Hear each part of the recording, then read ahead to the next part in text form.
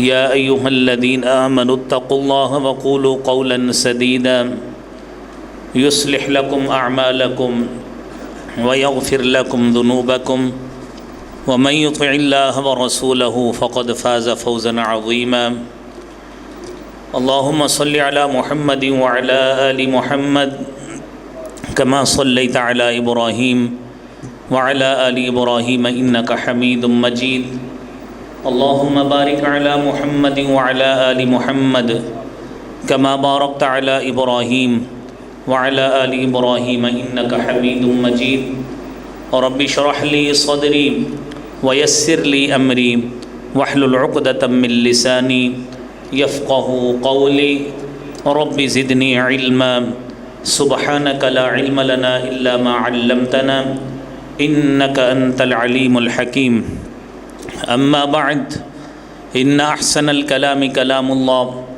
وأحسن الهدي هدي محمد صلى الله عليه وآله وسلم وشر الأمور محدثاتها وكل محدثة بدعة وكل بدعة ضلالة الضلالة في النار أعوذ بالله السميع العليم من الشيطان الرجيم بسم الله الرحمن الرحيم وَلِلَّهِ عَلَى النَّاسِ حِجُّ الْبَيْتِ مَنِ اسْتَطَاعَ إِلَيْهِ سَبِيلًا وَمَنْ كَفَرَ فَإِنَّ اللَّهَ غَنِيٌّ عَنِ الْعَالَمِينَ صدق اللہ العظیم۔ حمد و ثنا، تعریف، کبریائی اور بڑائی اللہ رب العالمین کی ذات کے لیے ہے۔ درود و سلام امام کائنات، امام المرسلین، شفیع المذنبین، رحمت للعالمین جناب محمد الرسول اللہ صلی اللہ علیہ وآلہ وسلم کی ذات اقدس پر۔ حضرات محترم، قرآن کریم میں اللہ رب العالمین نے حج کی فرضیت کے حوالے سے بتایا ہے کہ وَلِلَّهِ عَلَى النَّاسِ حِجُّ الْبَيْتِ مَنِ اسْتَطَاعَ إِلَيْهِ سَبِيلًا، کہ اللہ رب العالمین کے لیے لوگوں پر فرض ہے کہ بیت اللہ کا حج کریں۔ من استطاع الیہ سبیلا، وہ شخص جو اس کے راستے کی استطاعت رکھتا ہے۔ نبی کریم صلی اللہ علیہ وآلہ وسلم نے فرمایا تھا خذوا عنی مناسککم، خذوا عنی مناسککم، مجھ سے اپنے مناسک سیکھ لیجئے، یہ عبادات کے طریقے، حج کے طریقے یہ سیکھ لیجئے۔ لعلی لا احج بعد عام هذا، مجھے لگتا ہے ممکن ہے شاید اس سال کے بعد، لعلی لا احج بعد عام هذا، اس سال کے بعد میں حج نہ کر سکوں۔ ذی الحج کے مہینہ میں 10 ہجری کو آپ صلی اللہ علیہ وآلہ وسلم نے حج کی ادائیگی فرمائی۔ اس کے بعد تقریباً محرم اور صفر، تقریباً 2.25 مہینے آپ کی طبیعت ناساز بھی رہی، بیمار بھی رہے، اور پھر آپ اللہ رب العالمین کے پاس چلے گئے، اور آپ کی وہ پشین گوئی یا وہ جو آپ نے اپنے ایک ارادے کا اور اظہار کیا تھا وہ اللہ رب العالمین نے سچ ثابت کر دکھایا۔ تو میرے عزیز بھائیوں، یہ حج کے مہینے ہیں اور عرب لوگ ان مہینوں میں حج کا قصد کیا کرتے تھے، اس کا سفر کیا کرتے تھے، تو لہذا اس حوالے سے آج ہماری یہی گفتگو ہے۔ اس حوالے سے میرے بھائیوں، سب سے پہلی بات تو یہ ہے کہ حج کے حوالے سے ہم نے چونکہ یہ پچھلا جمعہ بھی یعنی آج سے 14 دن پہلے حج کی فرضیت اور اہمیت کے حوالے سے مختلف معروضات آپ کے سامنے رکھی تھیں۔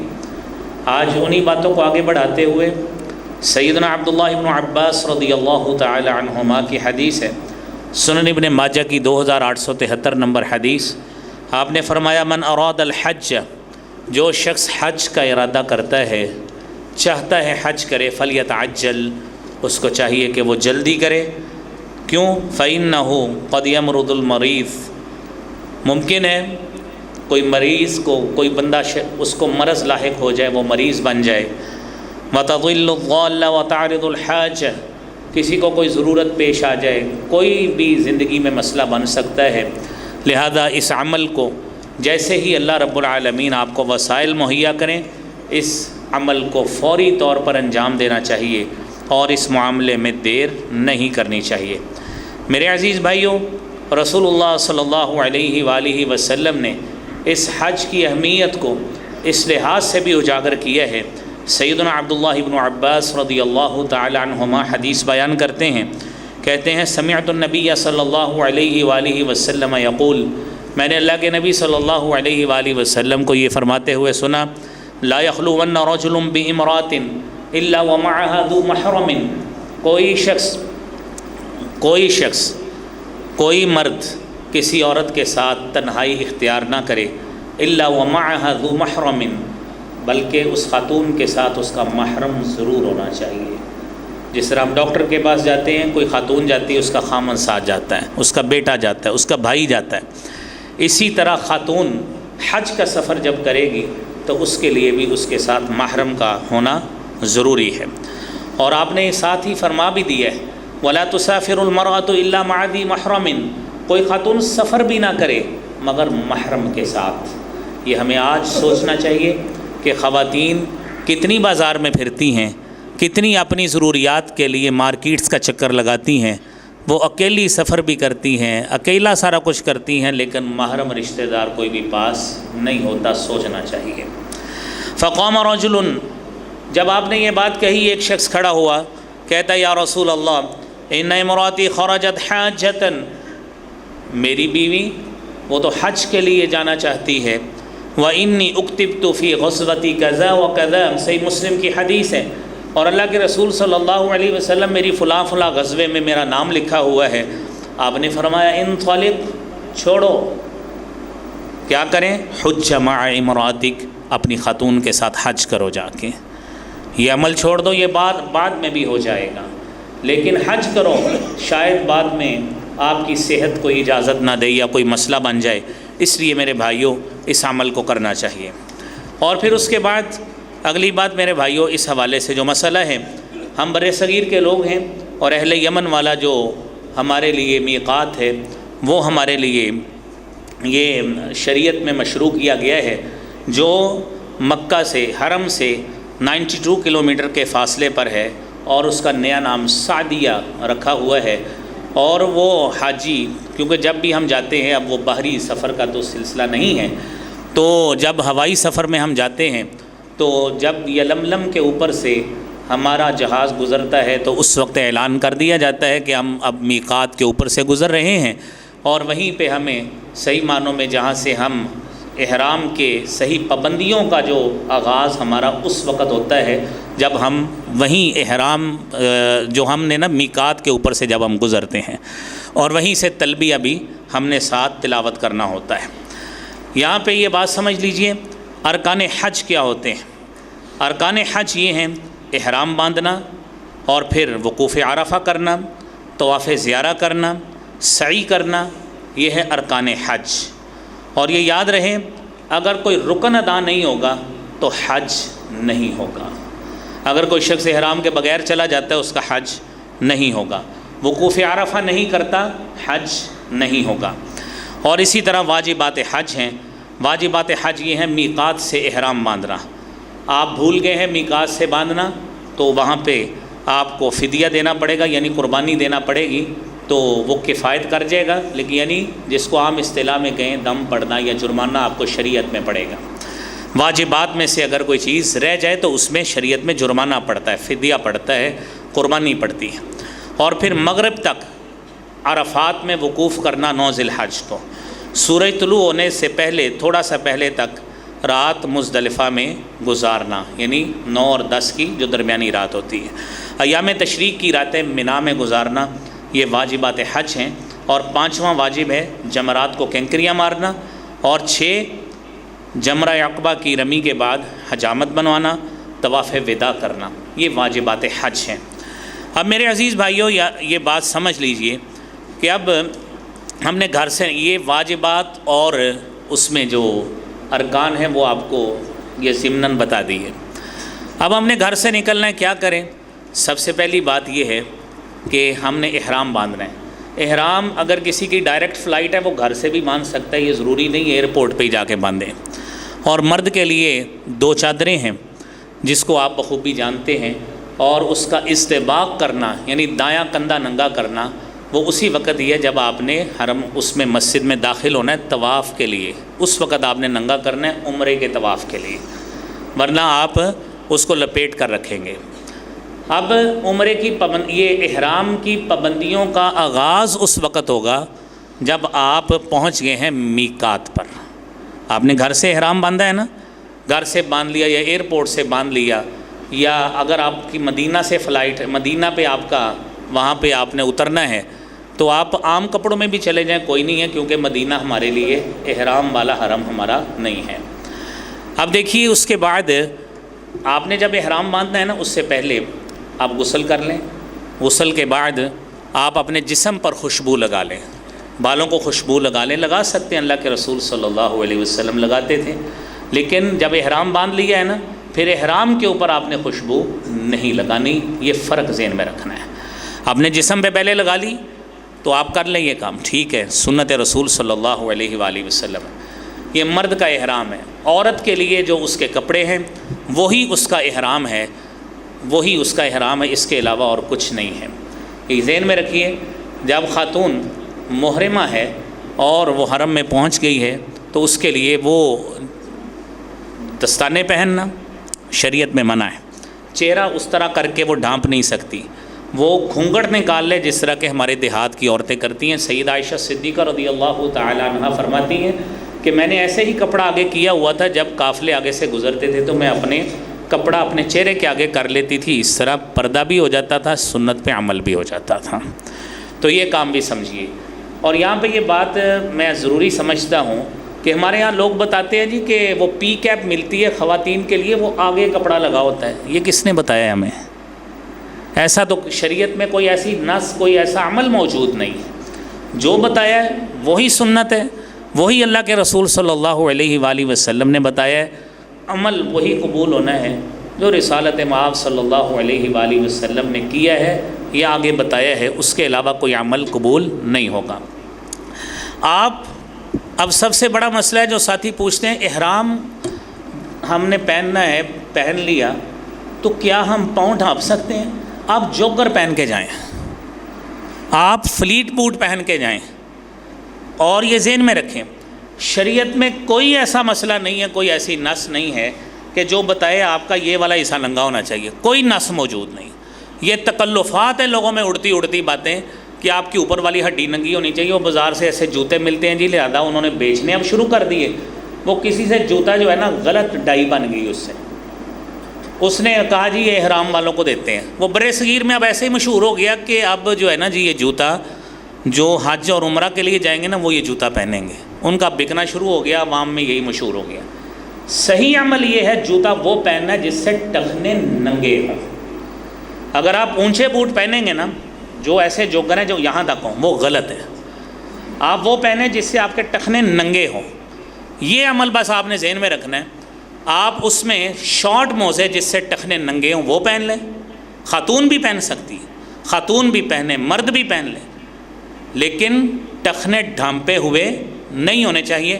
یہ اوپر والی ہڈی کا شریعت میں کوئی مسئلہ نہیں ہے، بے فکر ہو کے کام کریں۔ جو آپ کو جوتا ملتا ہے نا، ہمارے کئی میڈیکیٹڈ بیچارے شوگر کے مریض ہیں، وہ اسکیچر کے شوز لیتے ہیں، کافی کاسٹلی ہیں، 35-40 ہزار کے آتے ہیں، وہ لے جائیں، وہ ٹخنے ننگے ہوتے ہیں اس کے، آپ وہ لے جائیں، وہ پہن کے آپ سارا عمل کریں، حج بھی کریں، عمرہ بھی کریں، کوئی مسئلہ نہیں ہے، شریعت نے آپ کو کوئی تنگی نہیں دی۔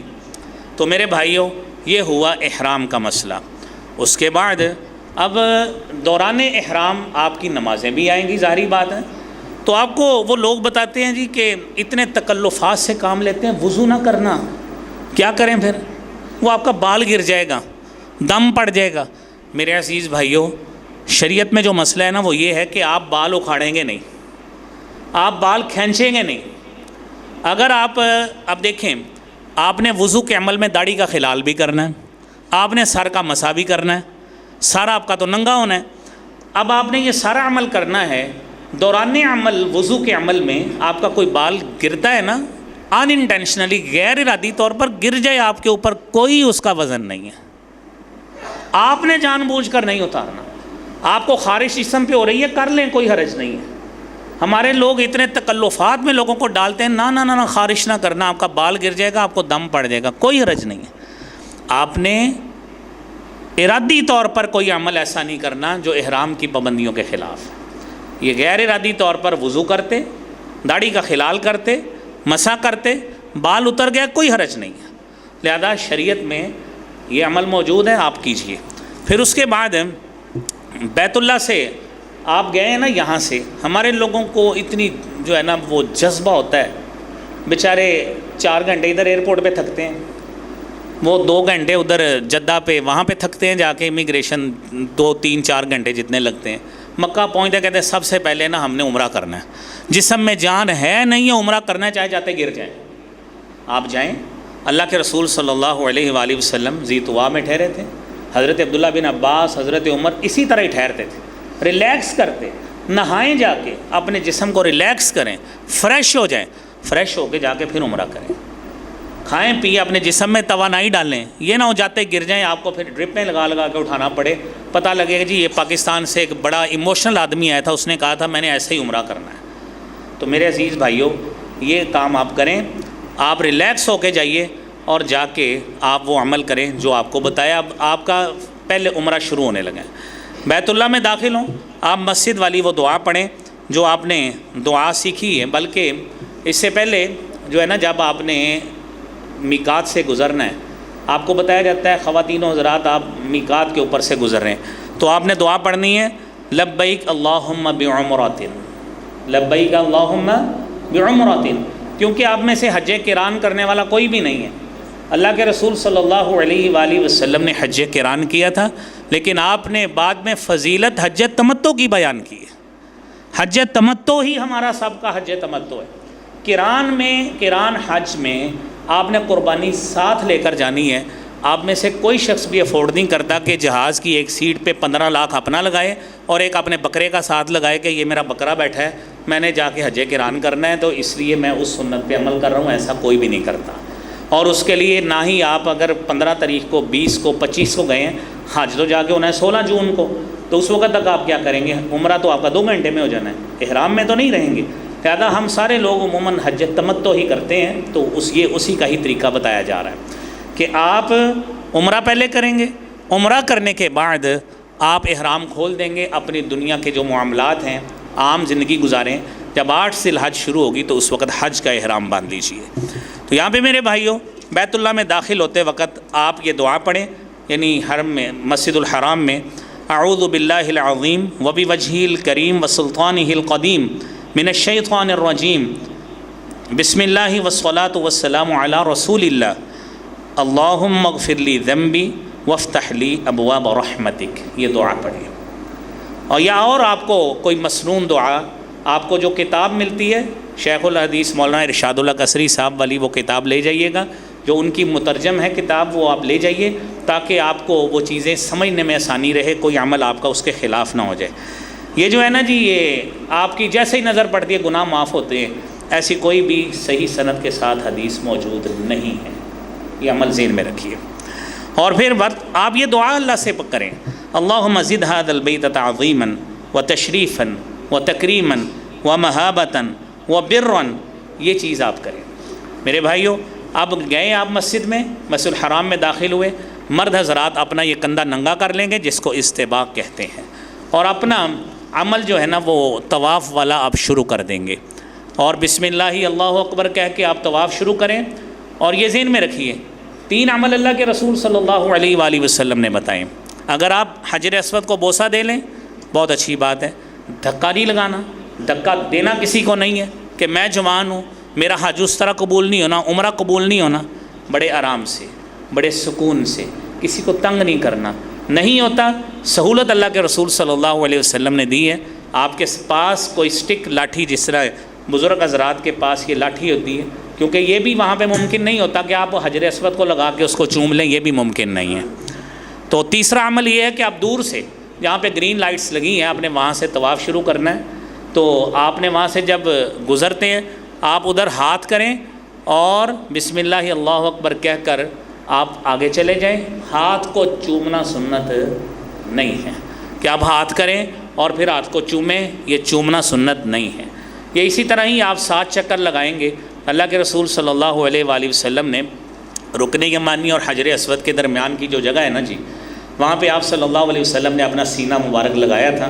اگر آپ کو موقع ملے تو آپ لگائیں، دعا اللہ سے کریں، تو یہ کام آپ کر سکتے ہیں۔ اس کے علاوہ آپ وہ مقام ابراہیم کو جا کے جفا ڈالنا کوئی سنت نہیں ہے، اس پہ کپڑا لگا کے بیت اللہ پہ اس کو چومنا کوئی سنت نہیں ہے۔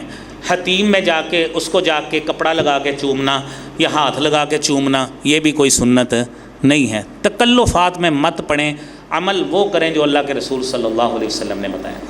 جب آپ رکن یمانی سے حجر اسود کے درمیان ہوتے ہیں اس وقت آپ یہ دعا پڑھیں، ربنا آتینا فی الدنیا حسنۃ وفی الآخرۃ حسنۃ وقنا عذاب النار۔ اس کے علاوہ پورا جو چکر ہے آپ کا، پورا جو چکر، اس میں کوئی بھی آپ دعا کر لیں، آپ کو عربی نہیں آتی اردو میں کر لیں، پنجابی میں کر لیں، کوئی شریعت میں آپ کے لیے پابندی نہیں ہے۔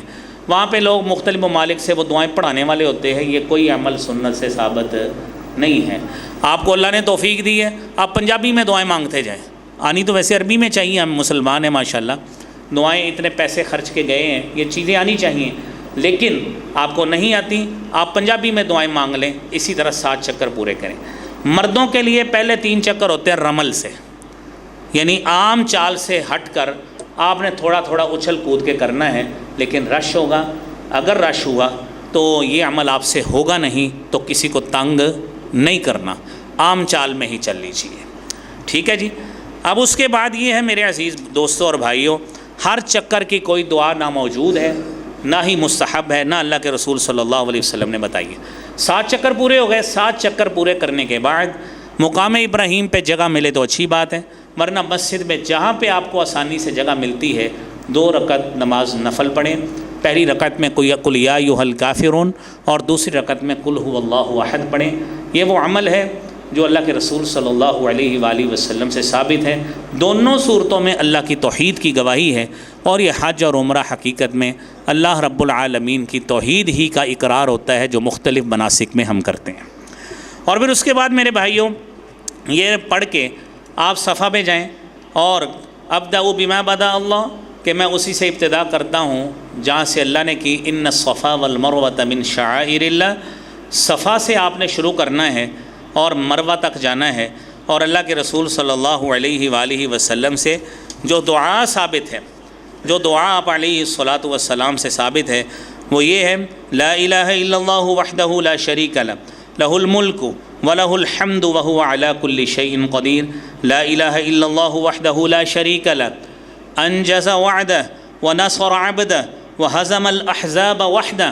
یہ 3 مرتبہ میرے بھائیوں یہ دعا پڑھیں، قبلہ رخ ہو کر دعا یہ 3 مرتبہ آپ کریں۔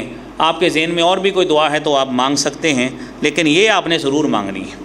مروہ پر جا کر ابدأ بما بدأ اللہ والی نہیں پڑھنی، وہاں پر بھی جا کے آپ دعا کریں۔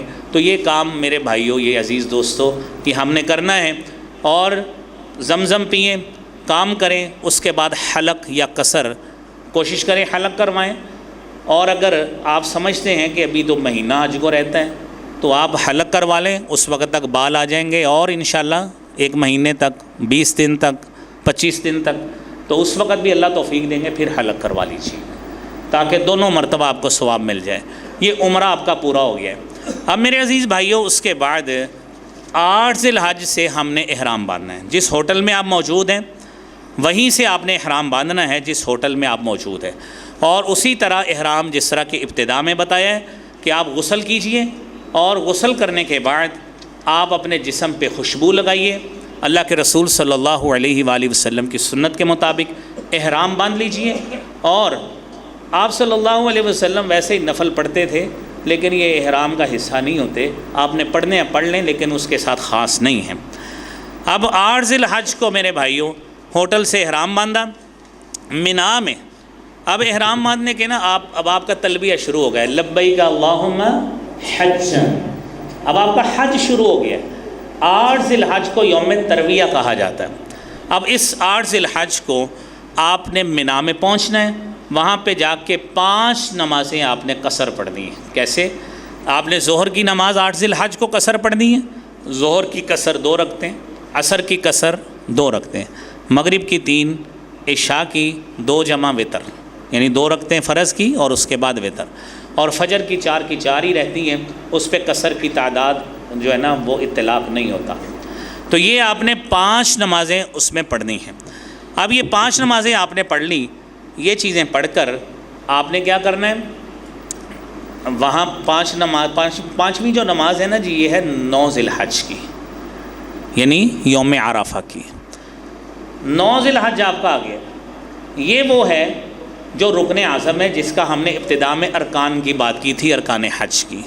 یہ رکن رہ گیا اگر تو آپ کا حج نہیں ہوگا، حتیٰ کہ وہ خواتین جو اپنی اس کیفیت میں، اپنی ماہواری کی کیفیت میں آ جاتی ہیں، ان کو بھی وہ منا میں اپنا ٹھہریں گی، نماز نہیں پڑھیں گی، وقوف عرفہ کریں گی، نماز نہیں پڑھیں گی، اور اسی طرح جب تک وہ فارغ نہیں ہوتی اپنی اس یعنی پاکیزگی میں نہیں آتی، اس وقت تک وہ طواف زیارہ بھی، طواف افاضہ بھی نہیں کریں گی۔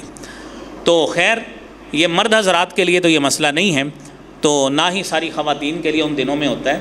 تو شریعت نے جو اجازت دی ہے نا میرے بھائیوں، اس میں اس شریعت کی رخصت کو قبول کر لینا چاہیے۔ ہماری کئی خواتین پلز کھا لیتی ہیں، بعد میں ان کا اسٹومک پرابلم کرتا ہے اور ساری زندگی ڈائجسٹو پرابلم سے گزرتی ہیں، تو پرہیز ہی کرنا چاہیے۔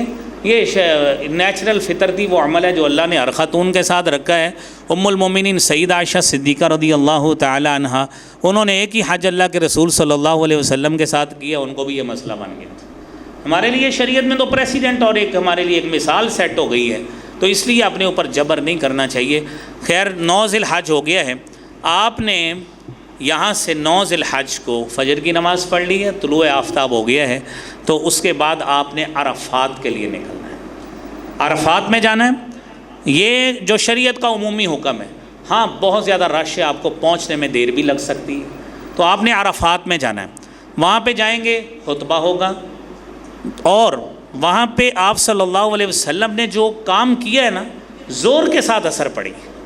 اس بات کو مد نظر رکھنا ہے۔ ہمارے کئی بیچارے ان کو خطبہ نہیں سنتا، کیونکہ حالانکہ انہوں نے سپیکرز کا تو اہتمام بڑی دور تک کیا ہے، لیکن ایون دین اگر پھر بھی اب وہ عرفات کی حدود میں نہیں آ رہے، یعنی ان کو یہ شک ہے کہ ہم ابھی موجود نہیں ہیں، خطبہ بھی نہیں سن رہا، کوشش کریں کہ چاہے چند منٹ کے لیے ہی عرفات کی حدود میں آ جائیں، تاکہ وقوف عرفہ ان کا ہو جائے۔ یہ غروب آفتاب سے پہلے انہیں یہ عمل کر لینا چاہیے۔ ویسے آج تک رہا کوئی نہیں ہے، ویسے کو بہانہ مار دے تو الگ بات ہے، سارے ہی عرفات میں ہی ہوتے ہیں۔ نبی کریم صلی اللہ علیہ وآلہ وسلم نے نا، آپ نے خطبہ ارشاد فرمایا تھا، جہاں پہ آج نمرہ مسجد ہے عرفات کے میدان میں، تو آپ نے جہاں پہ خطبہ دیا نا، یہاں پہ 2 حصے ہیں مسجد میں آج بھی، جو خطبہ دیا ہے وہ عرفات کا حصہ نہیں ہے، وہ وادی عرینا ہے، وہاں پہ خطبہ دیا آپ نے، خطبہ دے کر آپ دوسرے حصے میں آ گئے جو عرفات کا حصہ تھا، اور آپ نے وقوف عرفہ اس طرح کیا ہے۔ آپ نہیں پہنچ سکے، نہ آپ کو نماز کی آواز آئی، آپ وہیں پہ آپ جتنے ساتھی موجود ہیں، آپ 2 کر کے، 2 ظہر کی 2 عصر کی آپ قصر نماز پڑھیں۔ یہ عمل ہے جو اللہ کے رسول صلی اللہ علیہ وسلم سے سنت ہے۔ کوشش تو کریں گے، انشاءاللہ مل ہی جائے گی۔ اگر جان بوجھ کر، ہمارے کئی بھائی ایسے ہوتے ہیں جن کی وہاں پہ نماز ہوتی نہیں ہے، تو وہ اس طرح کی حرکتیں کرتے ہیں اور لوگوں کے دلوں میں وسواس ڈالنے کی کوشش کرتے ہیں کہ جی قصر نہیں پڑھنی، یہ نہیں کرنا، آپ نے مینا میں قصر نہیں پڑھنی۔ جس طرح اللہ کے رسول صلی اللہ علیہ وسلم نے کیا ہے وہی کریں گے تو مسنون حج ہوگا۔ آپ نے مینا میں بھی قصر پڑھی ہے، 5 نمازیں قصر پڑھنا پڑیں گی۔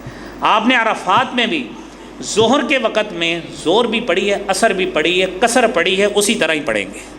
تو لہذا یہ عمل کریں گے 9 ذی الحج والا۔ پھر اس کے بعد جبل رحمت پہ چڑھ کے لوگ تکلف کرتے ہیں، اللہ کے رسول صلی اللہ علیہ وسلم نہ چڑھے تھے۔ آپ نے وہاں پہ عرفات کے میدان میں اذکار میں مصروف رہیں، آپ اللہ سے دعائیں کریں، اللہ کا ذکر کریں، اپنے لیے مغفرت کی دعائیں مانگیں۔ یہ کام میرے بھائیوں کریں، اور جیسے ہی غروب آفتاب ہوگا، کیونکہ اب تو علماء گنجائش دیتے ہیں ہم تھوڑا سا پہلے نکل جائیں، تاکہ کیونکہ رش بہت زیادہ ہوتا ہے۔ عرفات کے میدان میں آپ نے مغرب نہیں پڑھنی، وہاں سے نکلنا، آپ کو نکلتے 3 گھنٹے لگ جائیں، 4 گھنٹے لگ جائیں، آپ نے عرفات سے نکل کر آپ نے پہنچنا ہے مشعر حرام، جس کو مزدلفہ کہتے ہیں۔ مزدلفہ میں آپ نے پہنچ کر وہیں پہ آپ نے مغرب پڑھنی ہے، وہیں پہ آپ نے عشاء پڑھنی ہے۔ تو قرآن کریم میں اللہ رب العالمین فرماتے ہیں لیس علیکم جناح ان تبتغوا فضلا من ربکم فَإِذَا أَفَضْتُم مِّنْ عَرَفَاتٍ فَاذْكُرُوا اللَّهَ عِندَ الْمَشْعَرِ الْحَرَامِ وَاذْكُرُوهُ كَمَا هَدَاكُمْ وَإِن كُنتُم مِّن قَبْلِهِ لَمِنَ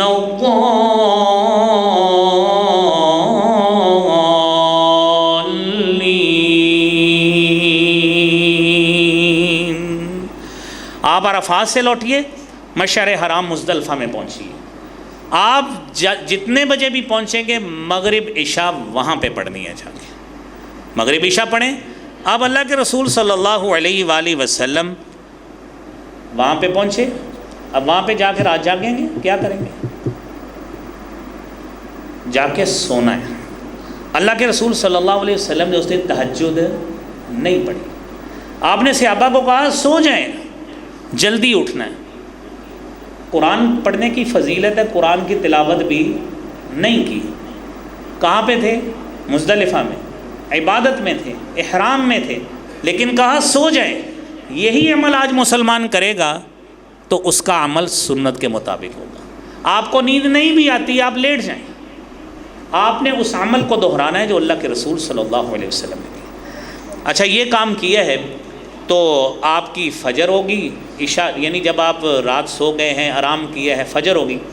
فجر آپ نے معمول سے ہٹ کر تھوڑا سا پہلے پڑھی، تھوڑا سا وقت پہلے پڑھی. جب تھوڑی سی سفیدی ظاہر ہو گئی، آپ نے کہا جی اب یہاں سے چلتے ہیں. 4 کام آپ نے 10 ذی الحج کو کرنے ہیں. 10 ذی الحج کو بڑے جمرہ کو، جمرہ کبریٰ کو 7 کینکریاں مارنی ہیں، طواف کرنا ہے اور طواف و سعی کرنی ہے، حلق کرنا ہے، قربانی کرنی ہے. قربانی کے آپ پیسے وغیرہ دے دیتے ہیں، وہ وقت دیا ہوتا ہے. اس میں سے یہ بات ذہن میں رکھیں، اس میں سے ایک بات تو یہ ہے کہ کوئی بھی عمل تقدیم و تاخیر بھی ہو جائے نا تو کوئی حرج نہیں ہے. لیکن یہ ذہن میں رکھیے کہ اگر آپ احرام کھولنا چاہتے ہیں تو ان میں سے کم از کم 2 کام آپ کے ہو جائیں. آپ نے کینکریاں مار لی ہیں، طواف کر لیا ہے، یا کینکریاں مار لی ہیں، آپ کی قربانی ہو گئی ہے، آپ کا جو وقت قربانی کا دیا ہے وہ ہو گیا ہے. بسا اوقات آپ طواف کے لیے جاتے ہیں، وہ کہتے ہیں رش بڑا ہے، آپ کو 4-5 گھنٹے انتظار کرنا پڑتا ہے، لیکن اس وقت تک آپ کی قربانی ہو چکی ہوتی ہے. تو یہ عمل آگے پیچھے بھی ہو جائے گا تو کوئی حرج نہیں ہے. 2 کام آپ کے ہو جائیں، آپ احرام اتار کے سادے کپڑے پہن سکتے ہیں. آپ کو اگر بتایا جاتا ہے کہ آپ کی قربانی فرض کیا 8 بجے، آپ نے صبح کینکری مار لی، 8 بجے آپ کی قربانی ہو گئی، آپ احرام کھول کر سادے کپڑے پہن کے آپ طواف کرنے چلے جائیں، کوئی حرج نہیں. یہ عمل کریں. اور پھر اس کے بعد یہ جو 4 کام آپ کو بتائے ہیں یہ ہوں گے. آپ کا یہ 10 ذی الحج کا یہ جو عمل ہے نا یہ پورا ہو گیا. آپ نے واپس مینا میں آ جانا ہے. مینا میں رات گزاریں اور رات گزار کر اگلے دن پھر 11 کو زوال کے بعد آپ نے 3 جمرات کو ساتھ کینکریاں مار دی ہیں. یہ عمل آپ نے کرنا ہے. اسی طرح 12 کو زوال کے بعد آپ نے 3 جمرات کو کینکریاں مارنی ہیں. آپ کا حج اس دن بھی پورا ہو سکتا ہے، لیکن آپ صلی اللہ علیہ وآلہ وسلم نے 13 کو بھی یہ عمل کیا تھا.